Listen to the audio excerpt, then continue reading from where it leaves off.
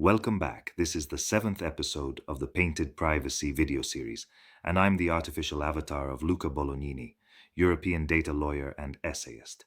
In this episode, we'll talk about specializations and teamwork for DPOs too.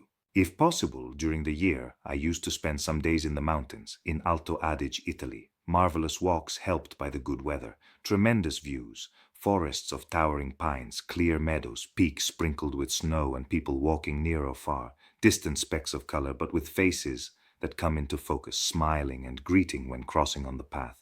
I wrote about panoramas and landscapes as metaphors for interpreting law and compliance in the first chapter of my book, The Art of Privacy, and I come back to those concepts. The factual and legal world can be represented from different perspectives depending on necessity or opportunity, or the theoretical or practical destinations we aspire to reach.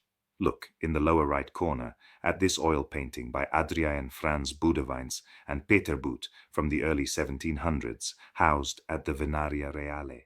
Boudewijn painted the scenery and about the figures, the human and animal figures, also known as staffage. In the lower left corner of this video, instead, you can admire a painting that represents the allegory of summer, a work by the 17th century artist Mario Nuzzi, nicknamed Mario de Fiori, famous for his still life floral arrangements, and by his contemporary Carlo Maratta, famous for his elegant human figures. He did some similar work with the great Abraham Bruegel.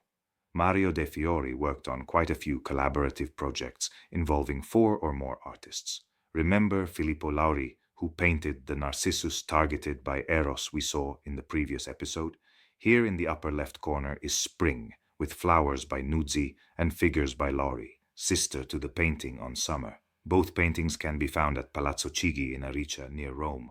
Where am I going with all this talk of perspectives and destinations? What is the legal red thread that connects 17th and 18th century Flemish landscapes to Roman Baroque floral allegories? You will have guessed already that the common goal of this line of discussion is to praise specializations and their integrations and interactions. I oppose them in the book, The Art of Privacy, with affection, as I am also affected by them. I could list countless artists who have collaborated on the same paintings, some devoted to figures, others to landscapes, scenery or motifs, and so on. In the case of artist studios, the names of apprentices were often overlooked, and the work was credited solely to the maestro, but experts can usually recognize the differences and detect the presence of more than one hand or brushstroke. In a legal and compliance project for a company or institution, seamless collaboration is crucial. It is difficult, if not impossible, for one individual to have all the aptitudes and skills needed to direct projects on procedure or policy, opinions on various legal and regulatory matters or contracts, or to master every organizational, technological, infrastructural, and practical aspect in sole command of a mishmash of too many disciplines.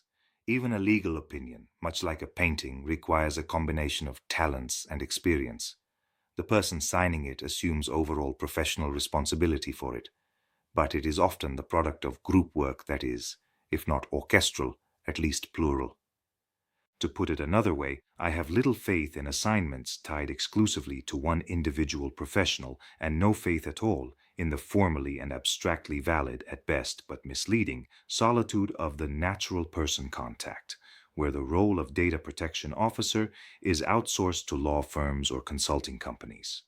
There clearly is, or rather there categorically must be, a team that is openly declared in full view on the front line, not hidden behind the scenes. Not disclosing that fact borders on hypocrisy, eschews responsibility, and devalues specializations. Thanks for following this 7th episode of Painted Privacy, and see you next time with Luca Bolognini's artificial avatar.